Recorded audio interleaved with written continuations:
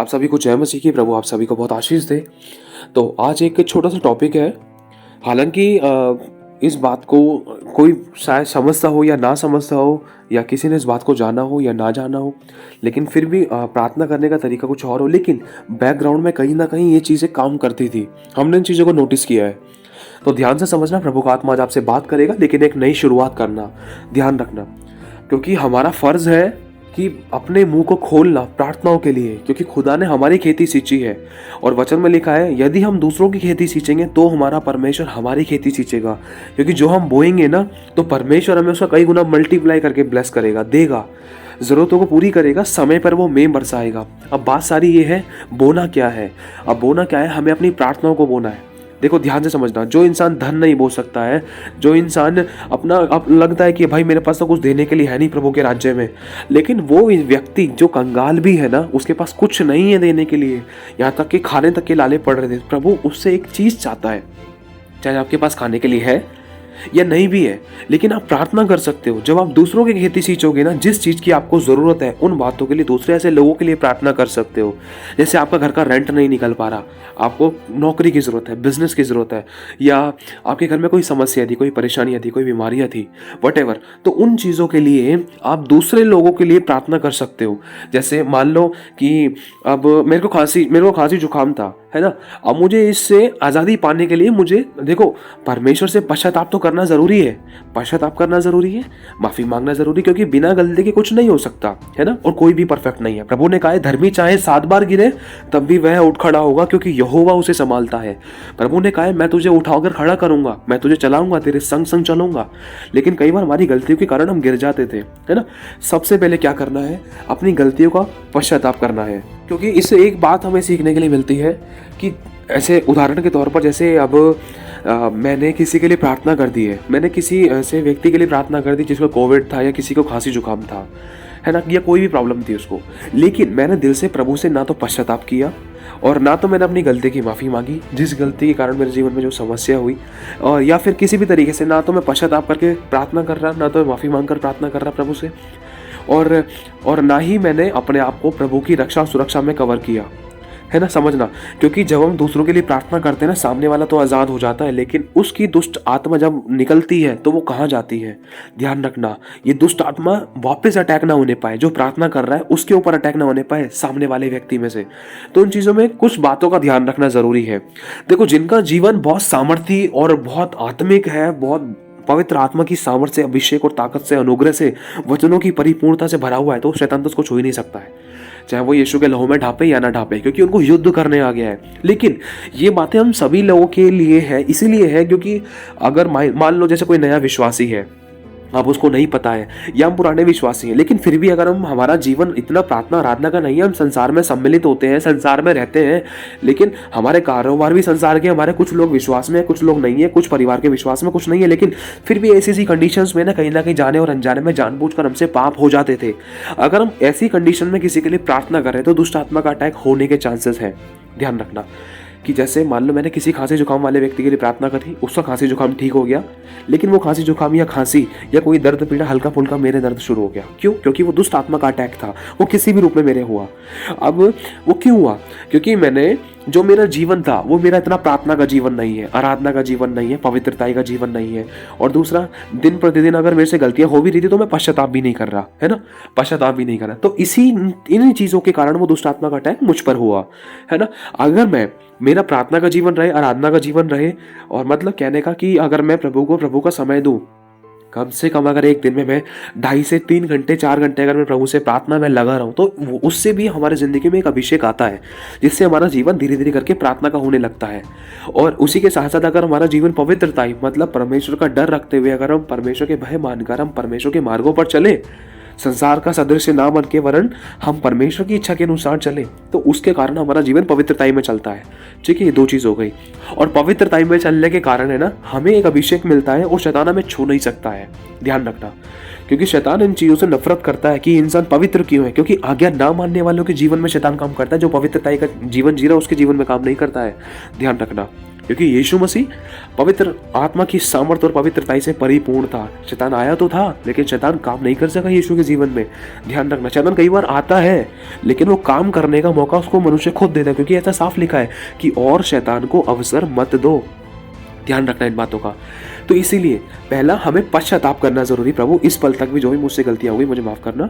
और दूसरा, जैसे आप पश्चाताप कर लो, जब आप सामने वाले के लिए प्रार्थना करते हो तो दिल से पश्चाताप करके माफी मांगकर फिर अपने आप को सामने वाले को यीशु के लहू में ढांप कर प्रार्थना करना शुरू करना है। देखो ये बात इसलिए आपको बताई जा रही ताकि आपका प्रार्थना का जीवन मजबूत हो, ताकि आपका प्रार्थना का जीवन मजबूत हो, ताकि जो भी परिस्थिति, जो भी कंडीशन, जो भी सिचुएशंस को लेकर, जो भी परिस्थिति, हालातों को लेकर कोई भी व्यक्ति आपके पास आता है तो वो खाली हाथ ना जाए।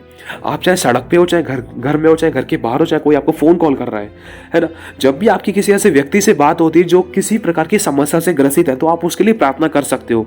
और हमारा फर्ज बनता है करना। हम नहीं करेंगे तो कौन करेगा? प्रभु ने हमें अधिकार दिए। अब खुदा उतर कर आकर नहीं करेगा सबके लिए प्रार्थना, ये हमारा फर्ज है। क्यों? क्योंकि खुदा ने हमें कहा है यदि हम दूसरों की खेती सींचेंगे तो खुदा हमारी खेती सींचेगा। ये तरीका है हमारा प्रार्थना, आराधना, वचनों में, आशीषों में, सामर्थ्य में, अभिषेक में परिपूर्ण होने का, बढ़ने का ये तरीका है। जब हम दूसरों के लिए आंसू बहाते हैं, जब हम दूसरों के लिए प्रार्थना करते हैं, दूसरों के लिए हम दुखी होते हैं, तो खुदा हमारे लिए दुखी होता है। खुदा हमें देख नहीं सकता है कि ये मेरा बच्चा कितना दुख में है।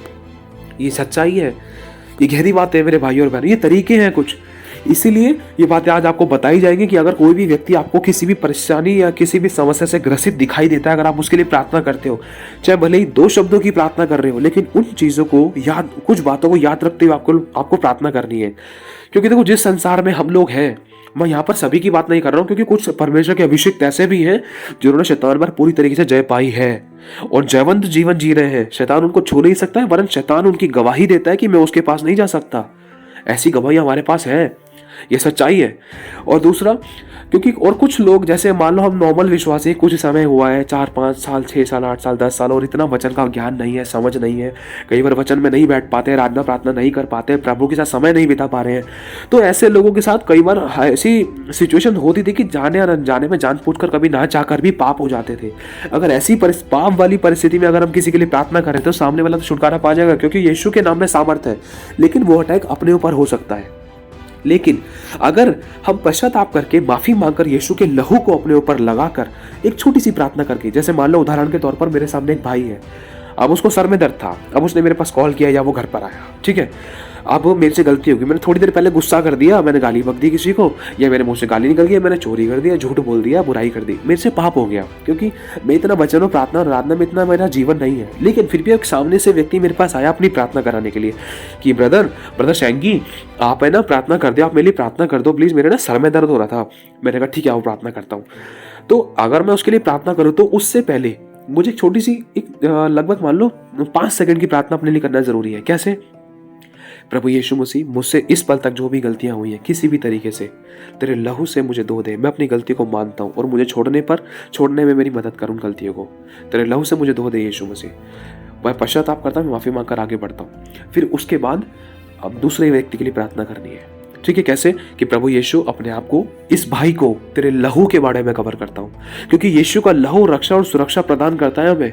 वो दुष्ट आत्मा यीशु के लहू को नहीं छू सकती है। अगर हम पुराना नियम पढ़े तो जहाँ पर मेमने का लहू लगा था वहां पर मरी महामारी, मार, रोग, मृत्यु तक नहीं आ पाई थी। उनके मुंह बुड़ गए थे, लांग कर आगे निकल गई थी, लेकिन उन लोगों को छुआ तक नहीं जहां जहां मेमने का लहू लगा था। इसीलिए हमारे शब्दों में पावर है। अगर आप विश्वास से बोलोगे प्रभु यीशु तेरे लहू के बारे में अपने आप को और सामने वाले व्यक्ति को, उस भाई को मैं कवर करता हूँ जिसके सर में दर्द है, तेरे नाम से मैं कहता हूँ इसका सर दर्द इसी समय ठीक हो जाए और इसके सभी पाप क्षमा कर दिए जाए।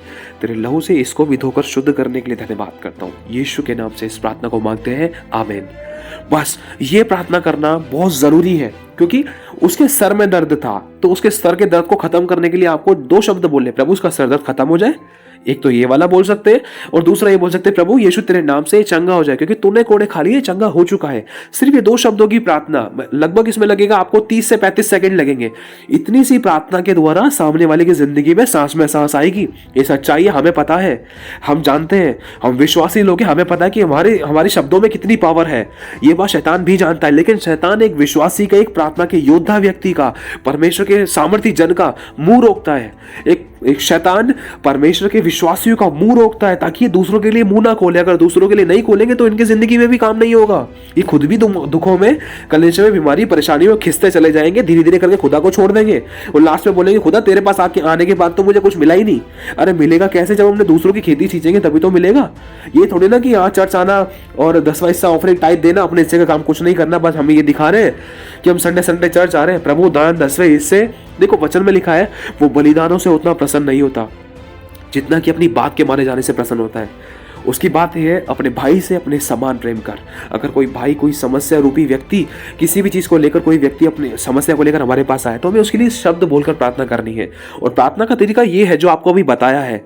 देखो हमें से कोई परफेक्ट नहीं है। अगर आप दिल से यीशु को ये भी बोल दोगे ना, सॉरी प्रभु इस पल तक भी जो भी गलती है मुझे माफ करना, तेरे लहू से मुझे धो देना प्रभु, मैं जानता हूँ मैंने क्या क्या गलती करी है, तो मुझे माफ करना दिल से, तेरे लहू से मुझे धो के शुद्ध करने के लिए धन्यवाद प्रभु यीशु। अपने आप को और सामने वाले भाई को तेरे लहू में ढांपता हूँ प्रभु। जो भी इसकी सर की समस्या है यीशु के नाम से इसकी सर की समस्या से मैं इसको आजाद करता हूँ, ये चंगा हो जाए, इसके पाप क्षमा कर दिए जाए प्रभु यीशु।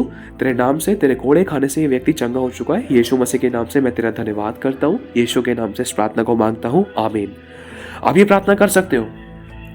सबसे पहले समस्या वाले व्यक्ति को यीशु के लहू में ढांपना है। ढांपने के बाद जैसे आप सामने वाले व्यक्ति को यीशु के लहू में ढांपो, फिर उसकी उस समस्या के लिए, जिस समस्या से वो जूझ रहा था, उस समस्या को हटाने के लिए प्रार्थना करनी है कि प्रभु इसकी समस्या से ये आज़ाद हो जाए और ये चंगा हो जाए, क्योंकि तूने कोड़े खा लिए, चंगा हो चुका है। और इसके साथ साथ आपको मेन बहुत ज़रूरी काम करना है। क्या? ये बोलना है कि यीशु तेरे नाम से इसके पाप क्षमा हो जाए, क्योंकि यीशु मसीह भी यही करता था।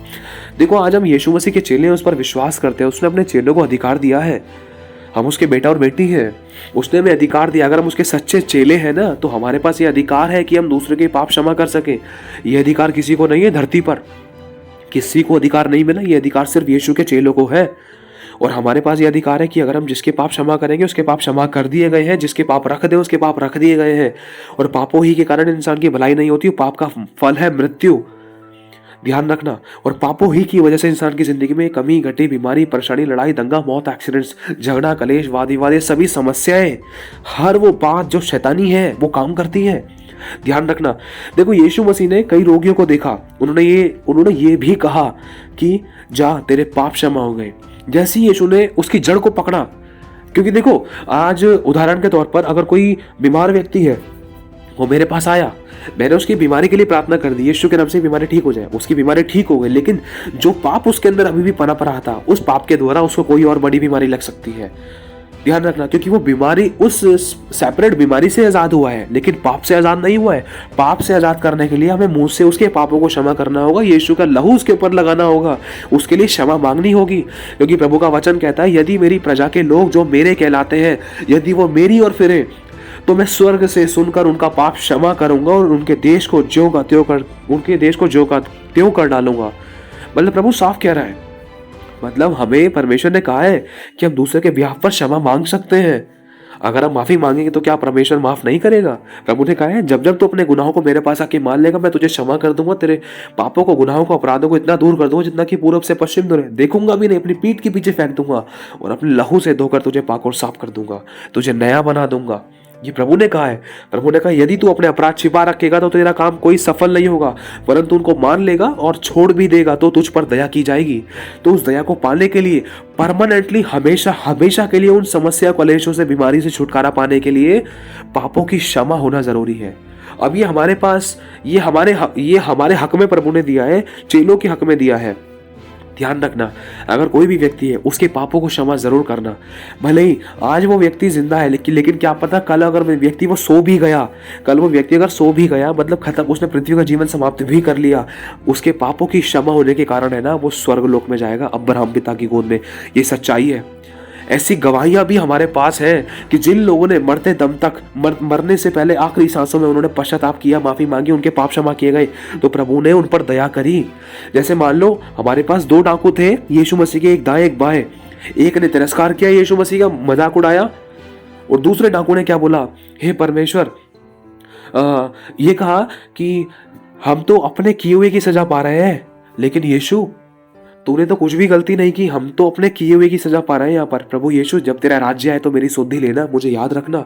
मतलब उस दूसरे वाले डाकू ने तुरंत पश्चाताप कर लिया। क्या पश्चाताप किया? उसने अपनी गलती को तुरंत क्रूस पर लटके लटके बता दिया कि प्रभु प्रभु देख, जो मैं आज यहाँ लटक रहा हूं ना, ये मेरी गलती के कारण है। हमने अपने किए की सजा पाई है। किए की सजा क्या थी? मृत्यु। लेकिन प्रभु तू तो सच में परमेश्वर का पुत्र है। देख, जब तेरा राज्य आएगा ना तो मुझे याद रखना। झट से यीशु ने उसको तुरंत उत्तर दिया। यीशु ने उसको ये नहीं बोला पहले पानी का बपतिस्मा ले, यीशु ने ये नहीं बोला पहले पवित्र आत्मा का दान पा। यीशु मसीह ने ये बोला कि आज ही तू मेरे साथ स्वर्गलोक में होगा।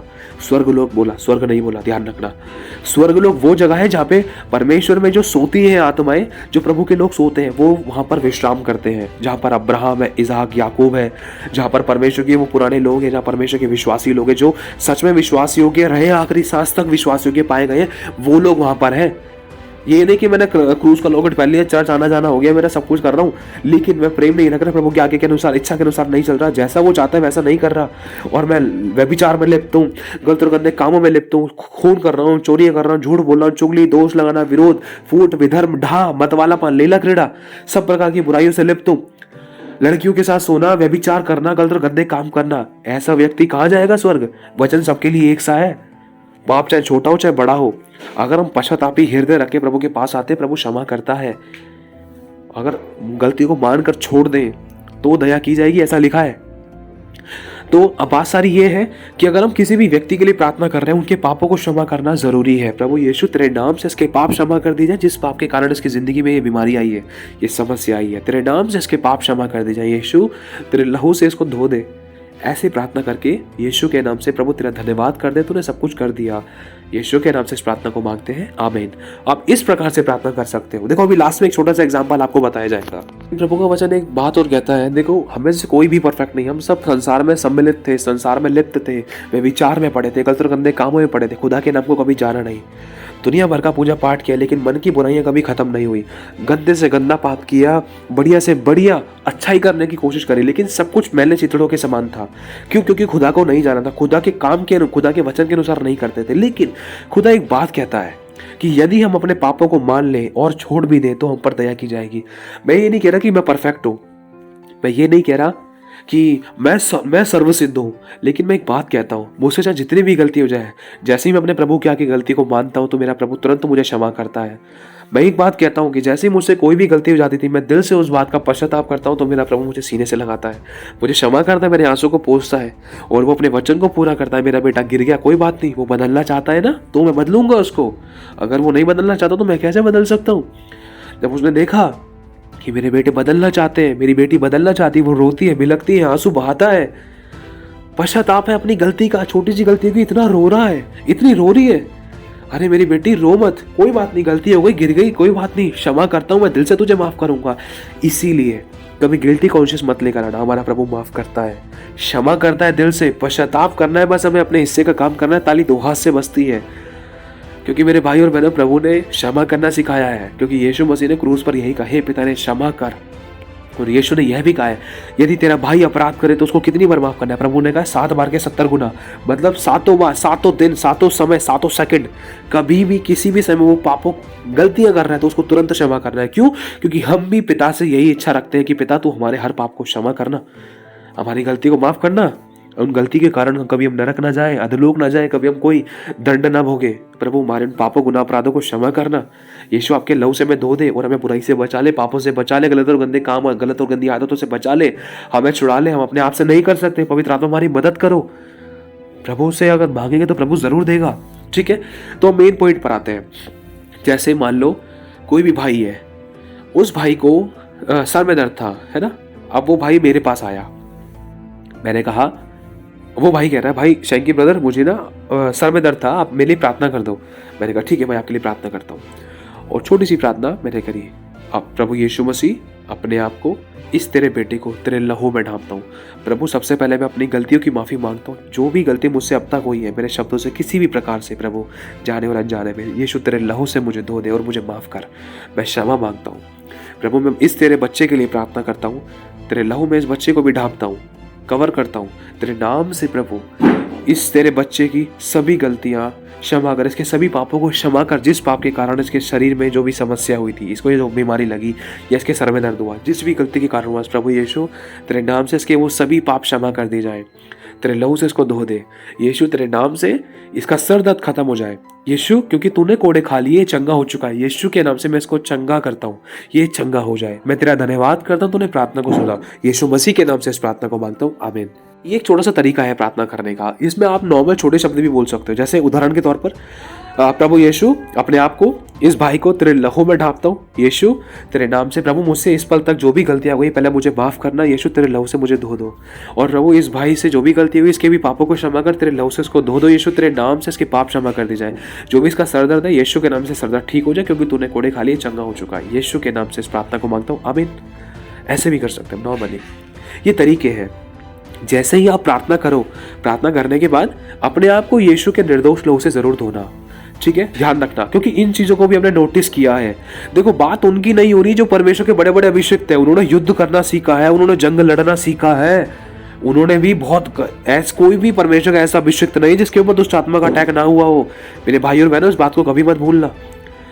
देखो, दुष्ट आत्मा किसी भी तरीके से काम कर सकती है। जैसे मान लो मैंने किसी भाई के लिए प्रार्थना करी, अब उसको जो समस्या थी, मेरा जीवन पाप में था और मेरा जीवन पाप में है, या मैं प्रार्थना आराधना में नहीं हूँ, बिल्कुल मेरा जीवन बिल्कुल ही प्रार्थना आराधना का नहीं है, पवित्रता का नहीं है, लेकिन फिर भी मैं उसकी दुष्ट आत्मा निकाल रहा हूँ, उसके लिए प्रार्थना कर रहा हूँ और उसकी दुष्ट आत्मा निकाल रहा हूँ। प्रार्थना करती सामने वाला तो आज़ाद हो गया, लेकिन वो दुष्ट आत्मा जाएंगी कहाँ? शैतान जड़ पर अटैक करता है कि इसने इस व्यक्ति के लिए प्रार्थना करी है तो इसी पर अटैक किया जाए। और ये सच्चाई है। अगर हम प्रेरितों के काम पढ़े उसमें जाकर हम पढ़ सकते हैं, क्योंकि एक याजक के किसी व्यक्ति ने कोई दुष्ट आत्मा निकाल रहा था, तो दुष्ट आत्मा सामने वाले व्यक्ति में से निकलकर उसको खुद पर चिपट गई। जो निकाल रहा था उसी पर चिपट गई और उसको नंगा होना पड़ा। और लिखा है उसको जख्मी कर दिया, बहुत ज्यादा जख्मी हो गया वो उसी समय ऑन द स्पॉट। दुष्ट आत्मा ने उसको इतनी पट्टियां खिलाई, इतना चोट लगाई कि वो नंगा वहां से भागा। ऐसा साफ लिखा है कि वहां से नंगा भागा। सोचो, दुष्ट आत्मा ने हालत बिगाड़ दी उस बंदे की। क्यों? क्योंकि देखो, यीशु के नाम में सामर्थ है। दुष्ट आत्मा सामने वाले में से निकल जाएगी, लेकिन अगर हमारा जीवन पाप का है तो दुष्ट आत्मा डेफिनेटली 100% अटैक करने के चांसेस है। या वो फाइनेंस तौर पर अटैक कर सकती है, धन के मामले में अटैक कर सकती है, या कुछ नुकसान के रूप में अटैक कर सकती है, घर में लड़ाई झगड़ा कराने के लिए अटैक कर सकती है। कई बार मन में आता है कि भाई मैं तो वहाँ पर प्रभु प्रार्थना कराने के लिए गया, वहाँ पर अच्छे अच्छे काम हो रहे हैं, वहाँ पर मैं बहुत आनंदित था, दूसरे की दुष्ट आत्मा निकाली, चमत्कार हुए, लेकिन घर पे आने के बाद ये लड़ाई कैसे हो गई?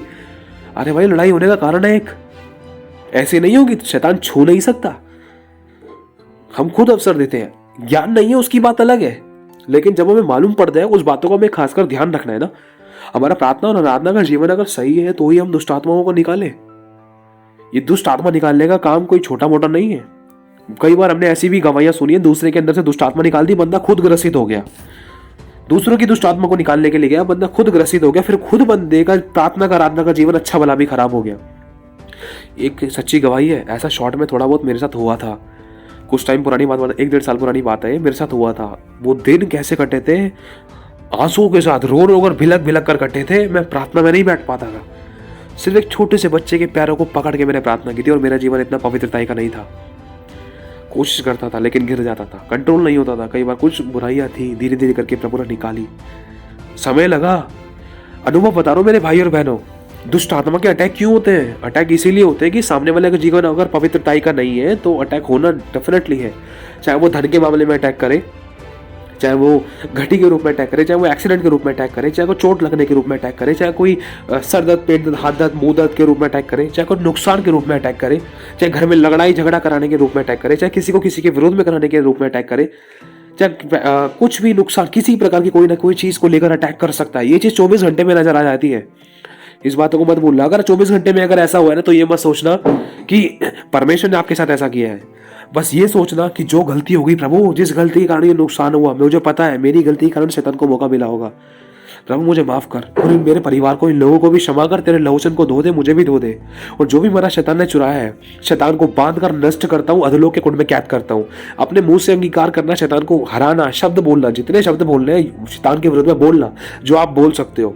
युद्ध करना है आपको आत्मिक। उसके बाद लिखा है बलवान छीन लेते हैं। प्रभु मैं अपने अधिकारों को, अपनी सामर्थ को और तेरी आज्ञा के अनुसार तेरे अधीन होता हूँ। क्षमा मांगकर तेरे लहू से मैं अपने आप को, मेरे परिवार को कवर करता हूँ। और इसके बाद प्रभु मैं अपने सारी आशीषों को, बरकतों को, चंगाई को, छुटकारे को, सामर्थ को, अभिषेक को, ताकत को, जो भी शैतान ने मेरा चुराया था, शैतान से मैं 7 गुना वापस छीनता हूँ। बल्कि उसके घर का भी सारा धन छीन कर मैं अपने, मेरे परिवार में ग्रहण करता हूँ, रिसीव करता हूँ। यीशु तेरे लहू में ढांपता हूँ। क्योंकि ऐसा लिखा है बाइबल के अंदर, जब चोर पकड़ा जाएगा तो 7 गुना वापस भरकर देना पड़ेगा, बल्कि उसके घर का भी सारा धन खाली कर लिया जाएगा। अगर आपको वचन मालूम है तो ही आप वचन के द्वारा युद्ध कर सकते हो, तो ही शैतान हार सकता है। शैतान को छोटी मोटी प्रार्थना के द्वारा नहीं हरा सकता। शैतान वचन से हारता है, ध्यान रखना, क्योंकि यीशु ने उसको वचन से हराया था। और प्रार्थना के समय अगर आप किसी के लिए 2 शब्द की भी प्रार्थना कर रहे हो ना, तो अगर आपने छोटा सा वचन भी बोल दिया तो समझ लो वहां पर चमत्कार होना जरूरी है, वहां पर होगा, क्योंकि आपने वचन से शैतान की काट करी है, वचन से समस्या को काटा है। क्यों? जैसे मान लो किसी के सर में दर्द था, मैंने बोला यीशु तेरे नाम से ये चंगा हो जाए, इसके सर का दर्द इसी से में खत्म हो जाए। क्यों? क्योंकि प्रभु तेरा ही वचन कहता है, लिखा है ये शायद 53 का 4, 5, 6 में, कि निश्चय तूने इसकी रोगों को ले लिया, इसकी दर्द पीड़ाओं को ले लिया, और तूने इसके बदले के कोड़े खा लिए, ताकि ये चंगा हो जाए, यीशु के नाम से चंगा हो जाए। आमीन। होगी प्रार्थना। शैतान हार गया, वचन कोड किया, और वचन जब भेजा गया, लिखा है जब वचन भेजा जाता है तो बिना काम करे वो वापस नहीं लौटता। वचन वो हर एक 2 धारी तलवार से भी ज्यादा चोखा है, जो बिना काम करे वापस नहीं लौटता, वरन वो काम करके ही लौटता, जो हड्डी हड्डी मांस मांस गुदे गुदे काट काट को हर पार छेद कर अलग करके चंगा कर कर वापस लौटता है, मन की भावनाओं को जांचता है और चंगा करता है। मेरे भाई और बहनों, प्रभु का वचन काम करता है।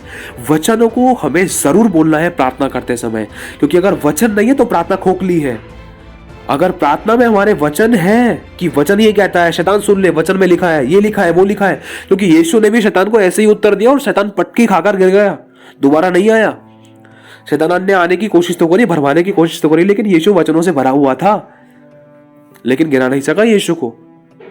अगर हम जाने यीशु मसीह लास्ट में, देखो वो मूवमेंट अलग है, छोड़ो, लेकिन फिर भी चलो बताते हैं। लास्ट में यीशु मसीह ने अपने आप को खुद पकड़वाया था।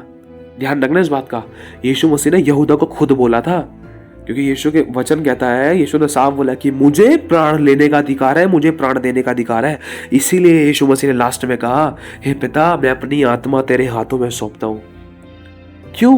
क्योंकि यीशु के प्राण कोई ले नहीं सकता था। ध्यान रखना इस बात का, छोटी बात नहीं है। यीशु ने खुद अपने प्राणों को पिता को दिया है।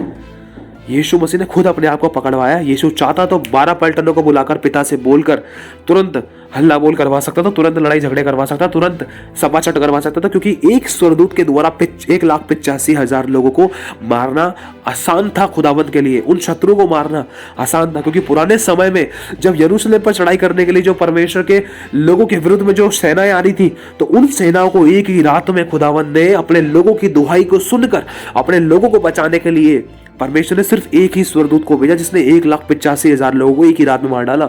सुबह का सूरज नहीं देख पाए। लिखा है ना कि यहोवा के दीवाने अनु कौन ललकारेगा जो वो अपनी मौत को पुकारेगा। लेकिन खुदावंद ने प्रार्थना नहीं करी, यीशु ने प्रार्थना नहीं करी कि पिता तू उनको मार दे, लेकिन यीशु ने कहा कि पिता ने इनको क्षमा कर, नहीं इनको नहीं मार, इनको क्षमा कर दे, माफ कर दे, ये नहीं जानते इन्होंने क्या किया है, माफ कर दे पिता, नहीं एक भी स्वर्गदूत उनको छुएगा नहीं। समझना, ये बहुत गहरी बात है। तो ये तरीके हैं कुछ प्रार्थना करने के, लेकिन आप अपना मुंह खोलना। शैतान नहीं चाहता कि तू अपना मुंह खोले, शैतान नहीं चाहता कि तू 2 मिनट की भी प्रार्थना करे। जिस दिन तेरा प्रार्थना करना दूसरों के लिए बंद हो गया, समझने की कोशिश करना है इस बात को। जो हम बोते हैं वो इंसान काटता है। अपनी तरफ से बेस्ट कोशिश करना, गिर भी गए दोबारा माफी मांगकर आगे बढ़ना, परमेश्वर माफ करता है अगर आप पश्चाताप करने के लिए तैयार हो तो। क्योंकि प्रभु प्रकाशित वाक्य में हमें यही सिखाता है कि उन लोगों ने अपने अपने बुरे कामों से मन नहीं फिराया, मतलब पापों से तौबा नहीं करी, अपनी गलती को नहीं माना, वरन स्वर्ग के परमेश्वर की निंदा करी। इसीलिए मेरे भाई बहनों, इन बातों को याद रखना। ये तरीके हैं। अगर आप किसी बीमार व्यक्ति के लिए, किसी भी परिस्थिति के लिए आप प्रार्थना करते हो, तो अपने आप को, सामने वाले को यीशु के लहू में जरूर ढांपना और दिल से पहले अपने लिए छोटी सी पश्चाताप की प्रार्थना करना, ताकि पवित्र जैसी पश्चाताप करते हैं, पश्चाताप करने के बाद जो आपके अंदर यीशु का लहू आता है, जब यीशु के लहू को आप अपने ऊपर लगाते हो मुंह से बोलकर सिर्फ, तो उसी समय पवित्रताई आने के कारण है ना, आपके अंदर से वो सामर्थ्य अभिषेक बहेगा, जिस अभिषेक के द्वारा उस सामने वाले व्यक्ति के, जिसके लिए आप प्रार्थना कर रहे हो, उसके बंधन टूटेंगे और आपके शब्दों में उस समय सामर्थ्य होगी। क्यों? क्योंकि जब आपने यीशु के लहू को लगा ली तो आपके पाप क्षमा हो गए। जब पाप क्षमा हो गए तो अभिषेक बहेगा पवित्रताई के कारण, यीशु के लहू के कारण, यीशु की सामर्थ्य के कारण आपकी प्रार्थना खोखली नहीं रहेगी। इन गहरी बातों को समझना जरूरी है, ठीक है? क्योंकि देखो, इन बातों को हमें जानना जरूरी है। हमें नहीं पता कब किसी के लिए क्या प्रार्थना करनी पड़ती है, कब किसके लिए क्या प्रार्थना करनी पड़ जाए, तो तुरंत इन बातों को याद रखना। प्रभु का आत्मा काम करेगा। प्रभु आशीष दे आप सभी को। जय मसीह की।